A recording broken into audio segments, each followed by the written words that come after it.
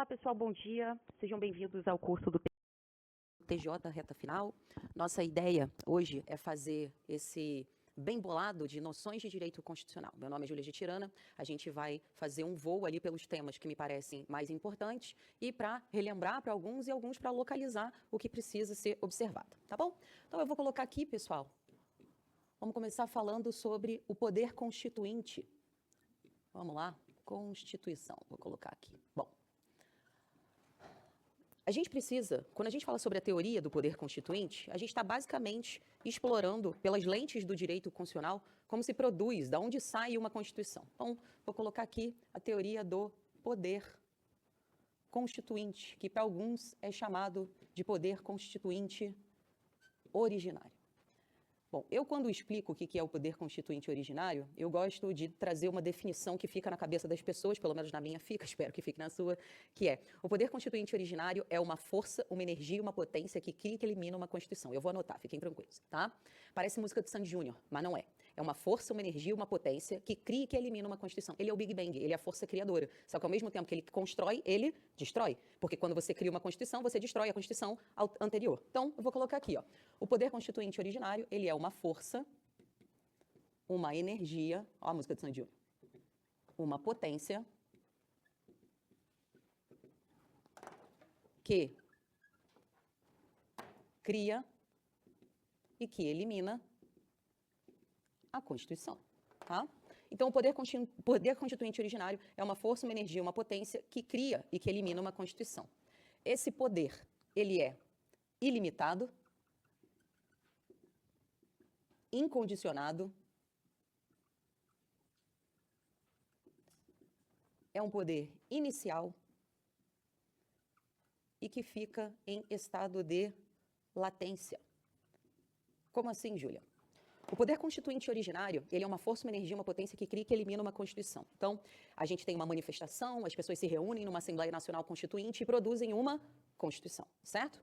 Por que ele é ilimitado e incondicionado? Porque, a princípio, quando você invoca o poder constituinte originário, você não tem limite naquilo que você vai fazer. Por exemplo, hoje, a gente poderia colocar no Brasil pena de morte? Não poderíamos. Mas se a gente invocasse o poder constituinte originário, ou seja, ao elaborar uma nova Constituição, aí a gente poderia colocar pena de morte, porque ele é ilimitado, incondicionado, a gente poderia, em tese, trazer a pena de morte para o Brasil, tá?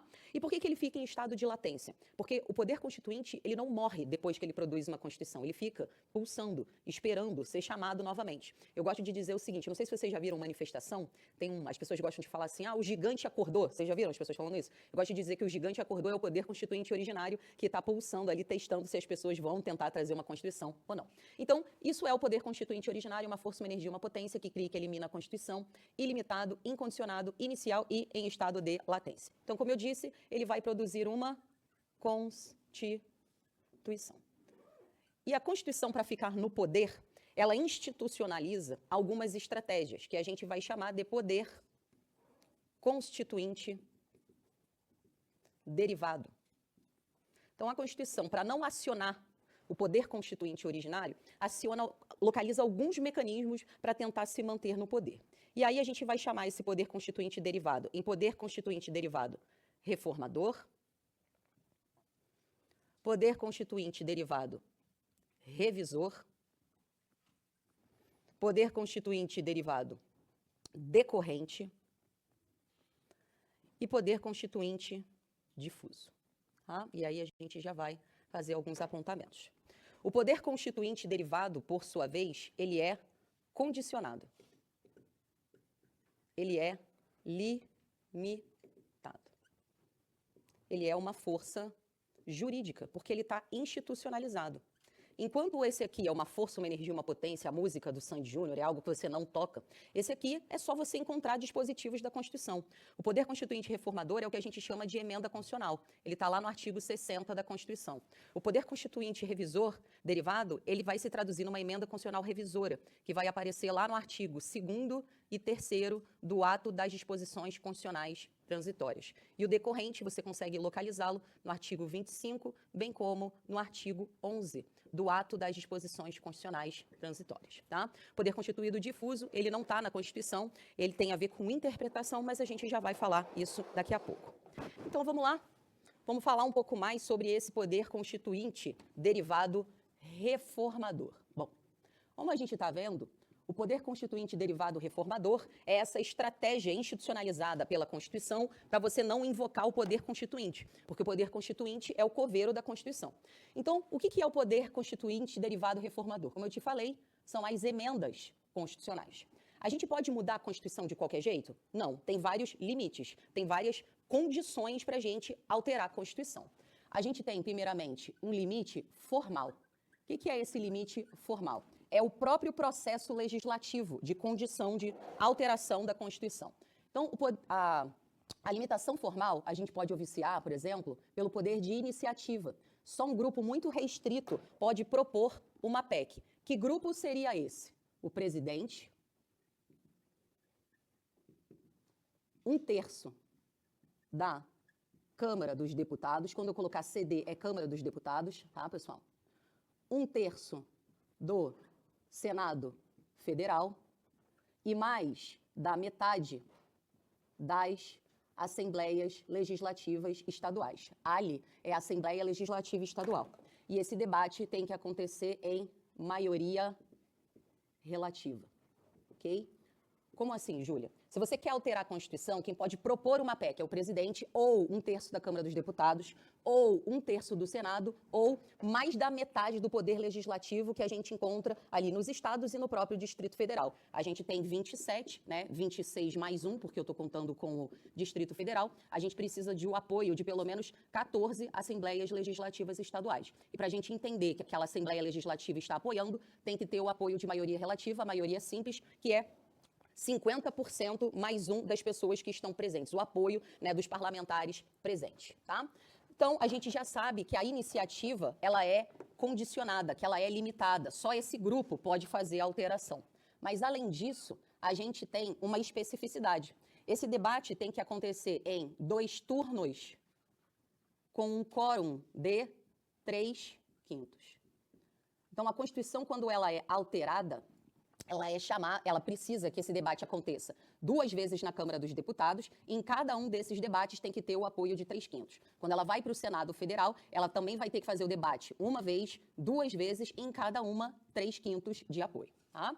Bom, caso haja rejeição, é importante você saber que existe uma coisa chamada o princípio da irrepetibilidade. Desculpa ficar soletrando, é que escrever e falar é difícil, aí eu tenho que ficar... tá? O que é o princípio da irrepetibilidade? O princípio da irrepetibilidade absoluto, pessoal. Caso a sua proposta de emenda constitucional não consiga bater o quórum exigido, 3/5, ela vai ser o quê? Rejeitada. Você pode colocar essa PEC para ser debatida na mesma sessão legislativa? Não. Princípio da irrepetibilidade absoluta. Ela não pode ser debatida na mesma sessão legislativa. Sessão legislativa equivale a 1 ano, não confunda com legislatura, que é 4 anos, ok? Então, aquela PEC, caso rejeitada, não pode ser colocada novamente para debate na mesma sessão legislativa, ok? Então, vamos lá. Princípio da irrepetibilidade absoluto.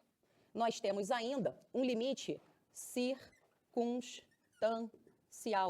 Em determinadas circunstâncias, também não dá para você alterar a Constituição. Ou seja, quando foi decretado estado de defesa, estado de sítio e ainda intervenção federal. Mas não paramos por aí. Afinal de contas, é difícil alterar a Constituição. Ela tem ainda um limite que é material. Determinados conteúdos não podem ser alterados, é o que a gente chama de cláusula pétrea. A cláusula pétrea diz o seguinte: não será objeto de deliberação, proposta de emenda tendente a abolir o quê? Forma federativa do Estado. Também não pode alterar a separação dos poderes. Voto direto, secreto, universal e periódico. E, por fim, direitos e garantias individuais. Alguns cuidados aqui, vamos lá, rapidinho sobre A PEC. Vejam que a gente está cruzando com o processo legislativo aqui, ok? A gente está matando 2 coelhos numa cajadada só. Vejam, tomem cuidado que não existe iniciativa popular de proposta de emenda constitucional. Se falar de proposta de emenda constitucional popular, está errado, ok? Outra coisa, tomem cuidado que voto obrigatório não faz parte de cláusula pétrea, tá? O que é obrigatório é voto direto, secreto, universal e periódico. Obrigatoriedade do voto, fora, ok? Então, e outra coisa, aqui ó, lembrem-se, a sua banca é uma banca literal. Onde é que a OCP pega vocês? Ela bota a palavra, tira a palavra. Então, se você lê desavisado, é ali que você escorrega. Então, tomem cuidado, porque eu já vi a sua banca colocar assim, ó, são cláusulas pétreas, e ela coloca assim, ó, direitos e garantias individuais, difusos, coletivos. Não é. Se é uma banca literal, é direitos e garantias individuais, porque é o que está escrito nas cláusulas pétreas. Tem um debate da doutrina, eu sei, conheço o debate, mas a sua banca é uma banca de literalidade. Então, é direitos e garantias individuais. E é isso que eu quero que você tenha na sua cabeça, ok? Bora lá, então.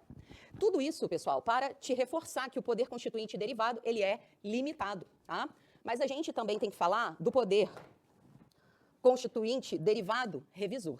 O que a gente pode falar sobre o poder constituinte derivado revisor? O poder constituinte derivado revisor, ele também vai se manifestar por meio de uma emenda constitucional, só que é uma emenda constitucional revisora. E ele é um poder que já se esgotou, porque ele tem um limite temporal. Como assim ele tem um limite temporal? Ele tem um limite de 5 anos.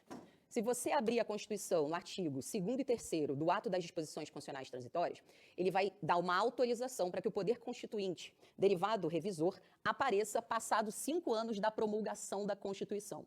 Então, era uma possibilidade de alterar a Constituição de forma mais fácil. Só que eu não posso mais invocar revisão. Hoje, eu só posso alterar a Constituição por meio da reforma. Qual é a grande mudança do poder constituinte derivado revisor? Qual é a limitação formal? Eu vou ter as mesmas pessoas que podem fazer a iniciativa, também vai ter o princípio da irrepetibilidade, também vai ter o limite circunstancial, também tem o limite material. Mas a mudança mesmo é na condução da revisão. Na condução da revisão vai ser uma sessão unicameral, deixa eu colocar aqui embaixo, será numa sessão unicameral e o quórum é de maioria absoluta. Tá? Não confunda a sessão unicameral com sessão conjunta. É aqui que a tua banca te arrebenta. A sessão é unicameral. O que é uma sessão unicameral, pessoal? A ideia é que eles vão fazer os debates juntos, mas no momento da votação, cada um vai para o seu quadrado. Unicameral, em cada câmara. Cada um volta, faz o debate, ok? Em cada debate eu preciso ter maioria absoluta. Então, essa é a diferença do poder constituinte derivado revisor. Então, tomem cuidado com isso aqui. Vamos lá.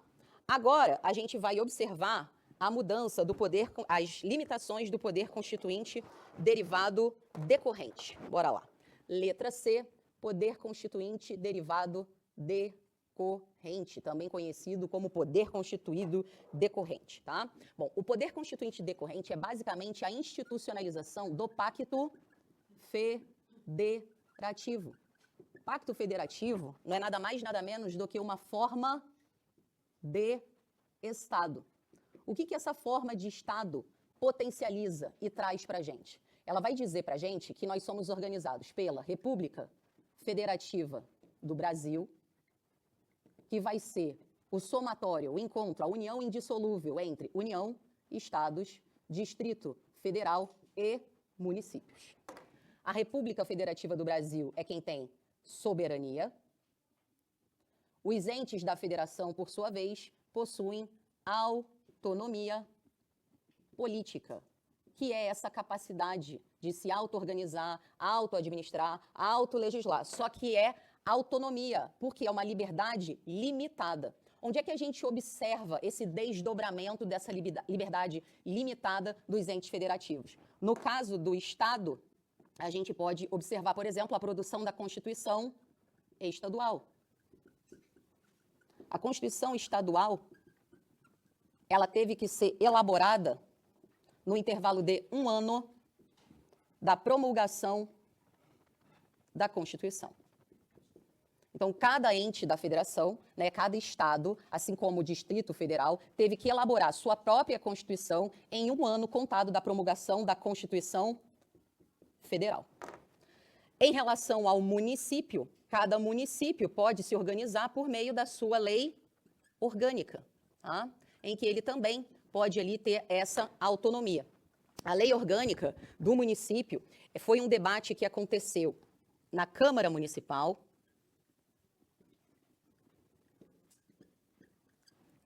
em 2 turnos, num intervalo de 10 dias e um quórum de 2/3, tá? Então, pessoal, quando a gente fala basicamente sobre o poder decorrente, é quando a gente está falando sobre a criação das leis orgânicas e a criação das constituições estaduais, né? A Constituição, ela delimita, ela traça, né, como a lei orgânica deve ser criada. 2 turnos, no intervalo, mas às vezes está escrito lá no artigo 29 da Constituição, o interstício, se você quiser, na literalidade, tá? No intervalo de 10 dias e o quórum desse debate tem que ser 2/3, ok? Então, aqui a gente já falou do poder constituinte derivado decorrente. E para a gente fechar, a gente vai falar do poder constituinte difuso, tá? O poder constituinte difuso, pessoal, ele é um pouco diferente porque ele não está institucionalizado na Constituição. Ele é mais conhecido pela expressão da mutação constitucional. O que é a mutação constitucional? É o poder de alterar a Constituição, mas sem usar o quê? PEC. Você muda o conteúdo sem mudar a forma. É quando você muda a Constituição meramente pela interpretação, tá? Então, citando aqui o professor Gomes Canutilho, essa frase não é minha, tá? É mudar o conteúdo sem mudar a forma, ou seja, sem usar uma PEC, tá? O exemplo clássico, quando a gente fala de mutação constitucional, é o caso do reconhecimento da família LGBT. No Brasil, a interpretação do artigo 226 até 2011 era: a família é constituída pelo homem e a mulher. Até 2011, a interpretação desse E era com. Só que de 2011 em diante, a interpretação dada pelo Supremo Tribunal Federal é que esse E, na verdade, é ou. Ou seja, homem ou mulher. Então, ele está abrindo a possibilidade para você fazer diversas combinações nessa família.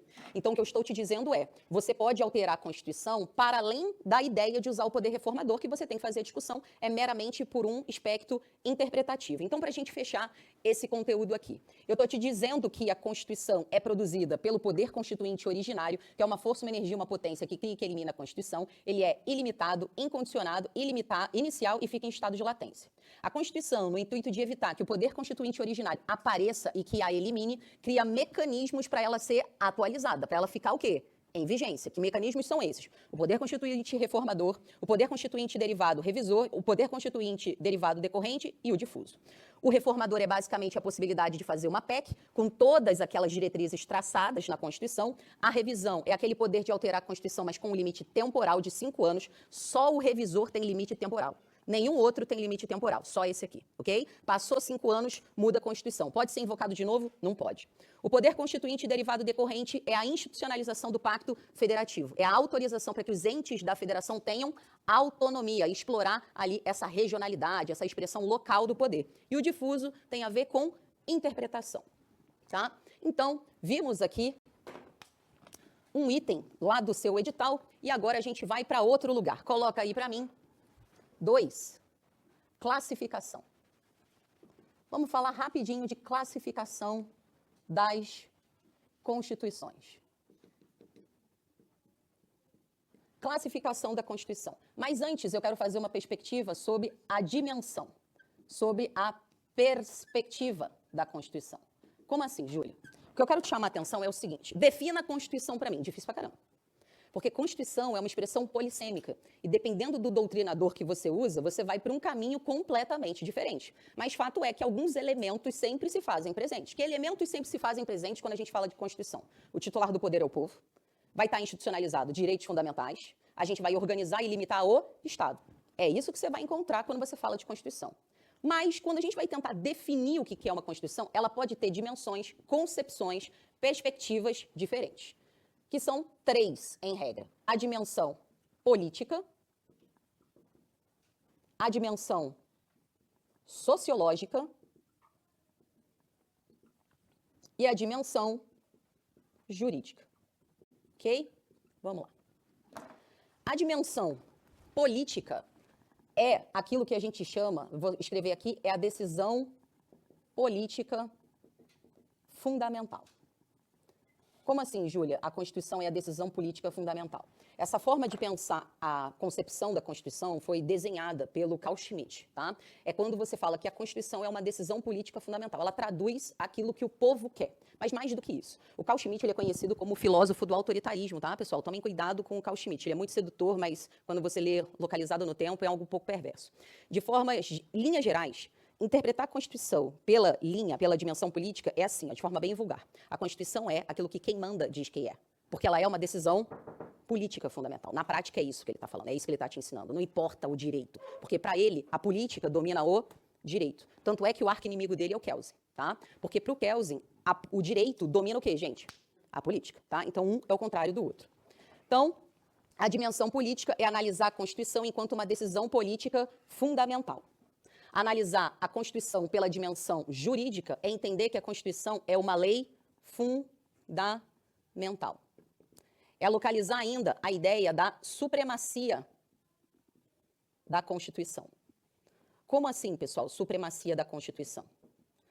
Toda vez que a gente fala da Constituição na dimensão jurídica, que a gente está pensando sobretudo nesse cara aqui, ó, o Kelsen, o Hans Kelsen, a gente pensa nesse desenho aqui, ó.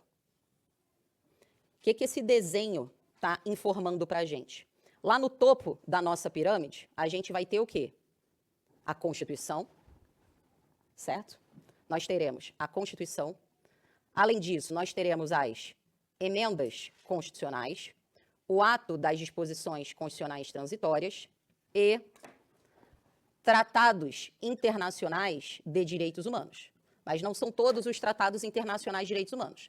Apenas os tratados internacionais de direitos humanos que foram incorporados em 2 turnos com um quórum de 3/5.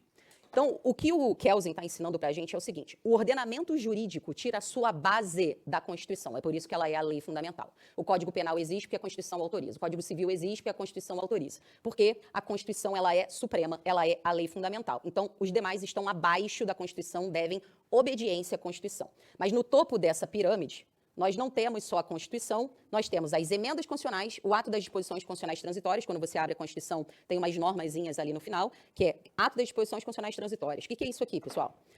O Brasil ele já teve 8 constituições. Como é que uma Constituição passa o bastão para outra? Tem que ter regras de quê, gente? De transição, que é isso aqui. Elas têm força constitucional, tá? E da mesma forma, tratados internacionais de direitos humanos que foram introduzidos no Brasil e incorporados com 2 turnos e 3/5, ou seja, um ritual muito próximo das emendas constitucionais, tá?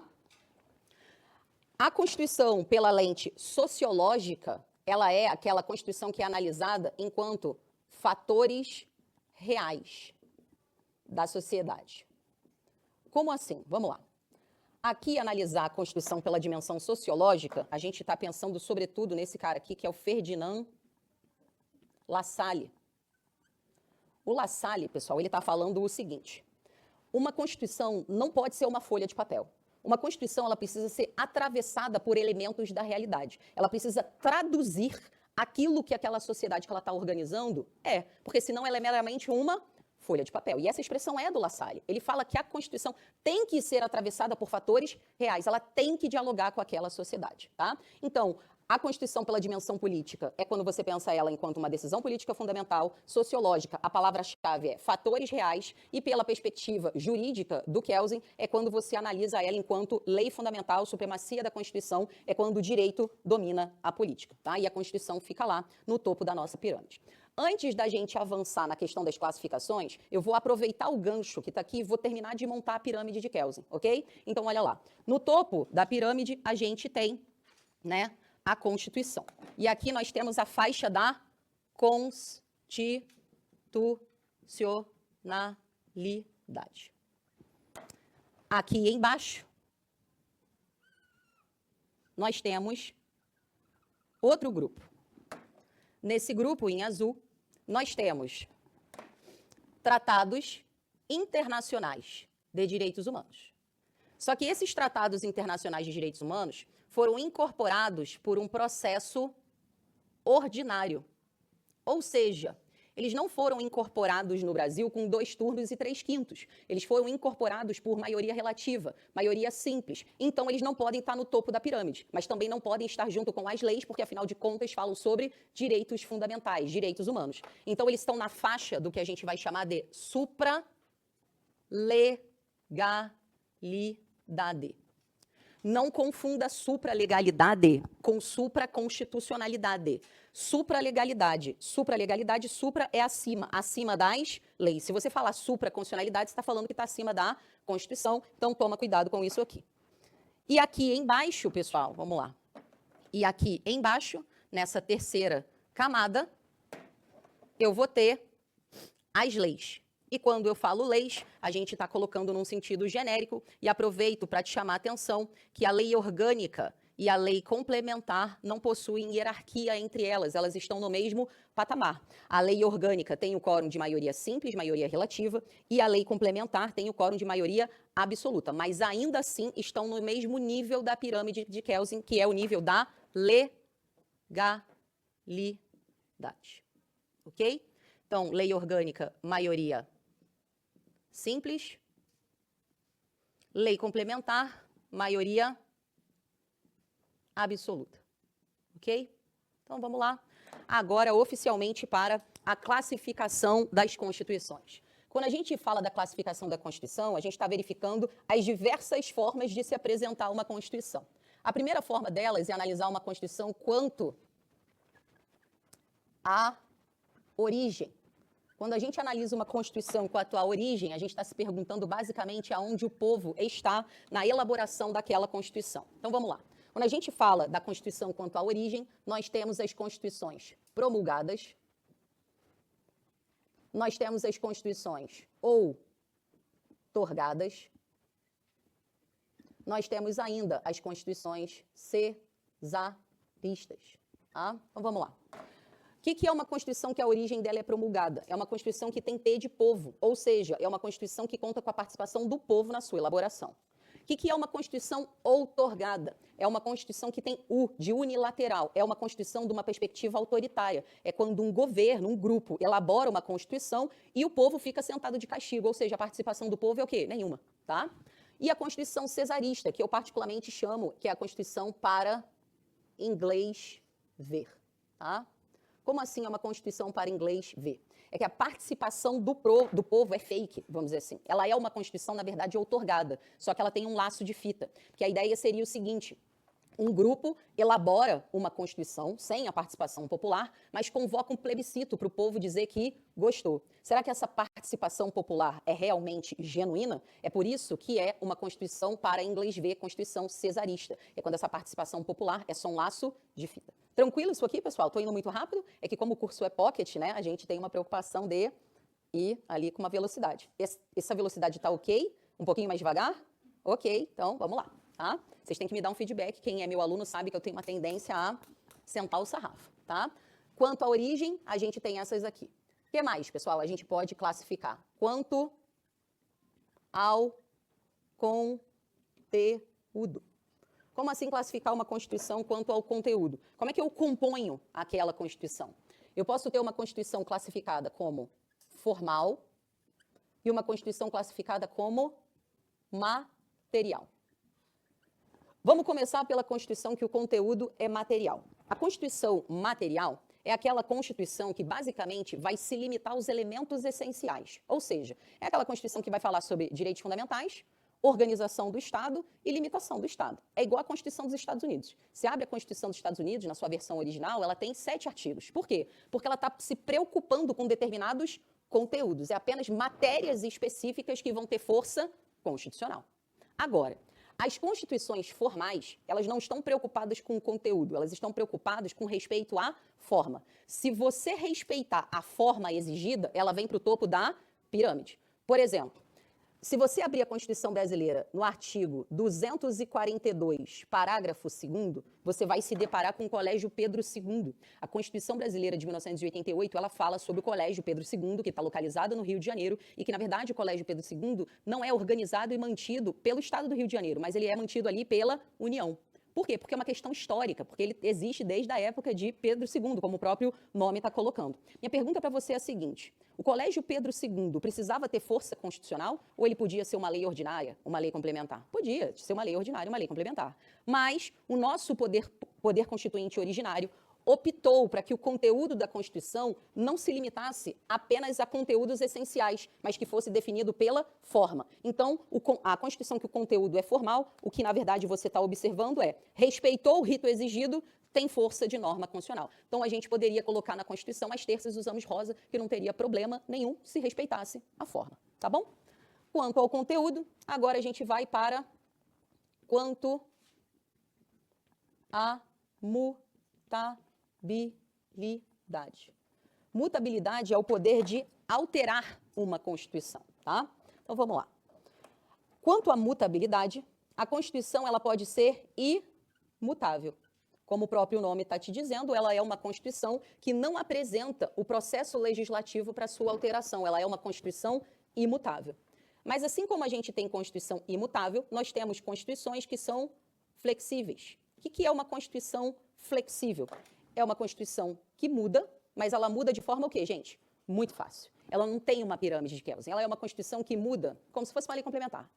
Mudar a Constituição é tão fácil quanto fazer uma lei ordinária, uma lei complementar. Você não tem uma Constituição que é suprema, pirâmide de Kelsen, não tem essa coisa, tá? Nós temos ainda a Constituição rígida. Cuidado que o nome induz ao erro, tá? O que é uma Constituição rígida? Que é o caso da Constituição Brasileira de 88. É uma Constituição que muda? Sim. Porém, o processo de alteração é o processo mais solene, mais difícil. Se você abrir o artigo 59 da Constituição, você vai ter uma lista de processos legislativos, correto? Você vai abrir lá, vai estar falando lei complementar, lei ordinária, emenda constitucional, resolução, decreto legislativo, blá, blá, blá, blá. Quando você olha para o artigo 59, qual daqueles rituais é o mais difícil de fazer? Alterar a Constituição. Ou seja, essa Constituição ela é rígida. Veja, rígido é o processo, é uma Constituição que muda, mas o processo de alteração é solene, é duro, é o mais difícil, vai ter que ralar para alterar. Flexível é aquele que é mole-mole, chuchu com mel alterar essa Constituição. Imutável, não vai rolar, tá? Para a gente fechar essa parte do quanto à mutabilidade, nós temos ainda a Constituição semi-flexível ou semi-rígida, tá? Que é a mesma coisa, são expressões sinônimas. E que é uma Constituição semi-rígida, semi-flexível. É uma Constituição em que uma parte do seu conteúdo é fácil de mudar, tão fácil quanto fazer uma lei ordinária, uma lei complementar, porque ela é semi-flexível, ou seja, é total flex, né, pessoal? Ali, uma parte dela, tranquilo, é igual o teu carro lá, tá? Uma parte do teu carro é gasolina, outra parte do teu carro tu encaixa lá na eletricidade. Veja, uma parte é fácil de mudar. E a outra parte? Tem um conteúdo que ali você vai ter que o quê? Ralar. Essa parte do conteúdo vai ser difícil de alterar. Um exemplo de uma Constituição semiflexível é a Constituição Brasileira de 1824. Se vocês abrirem a Constituição Brasileira de 1824, ela falava que era uma Constituição de fácil alteração. Porém, determinados conteúdos você ia ter que o quê? Ralar. Por isso que é semiflexível, semi-rígida. Uma parte é difícil, a outra parte é fácil, tá? Uma última observação para a sua professora ficar tranquila. Já vou terminar o bloco, Gabi. Observação, tomem cuidado que a gente tem uma classificação que é a Constituição que é super rígida, tá? Essa classificação da Constituição super rígida, ela, em regra, só aparece em concurso público do Ministério Público e das polícias. Mas como no seu edital aparece, assim, classificação das Constituições, é meio aberto, então a gente tem que ter uma noção ali, pelo menos, do que é isso aqui, tá? O que é uma Constituição super rígida? Olha o nome, super rígida. Se ela é super rígida, significa que ela é uma Constituição que pode ser alterada? Sim, ela é uma Constituição que pode ser alterada. Não confundam, rígida vai dizer para você que ela não altera. Ela altera, só que o processo é duro, é difícil. Mas ela não é só duro, ele é duríssimo, porque ela é super rígida. Por que ela é duríssimo? É porque esse super, ele está querendo enfatizar a presença das cláusulas pétreas, tá? Lembra lá? Não será objeto de deliberação proposta de emenda tendente a abolir. Então, ele está te reforçando o seguinte. Além de ser de difícil alteração, o processo mais solene e mais difícil tem determinados conteúdos que são o quê? imutáveis, ok? Então, isso é super rígida. A Constituição brasileira pode ser classificada tanto como Constituição rígida, como pode ser classificada como Constituição super rígida. Dificilmente em prova eles colocam na alternativa rígida e super rígida, porque tem briga na doutrina por causa disso aqui. Mas, se você tivesse que marcar alguma coisa sobre a Constituição brasileira de 88 e só tivesse rígida ou super rígida, você pode ir feliz em qualquer uma das duas que você tá com a razão, tá? Então, só para você entender aqui. Tranquilo, pessoal? Alguma dúvida em relação ao que a gente falou até agora? Então, Gabi, fecha esse bloco para mim, por gentileza.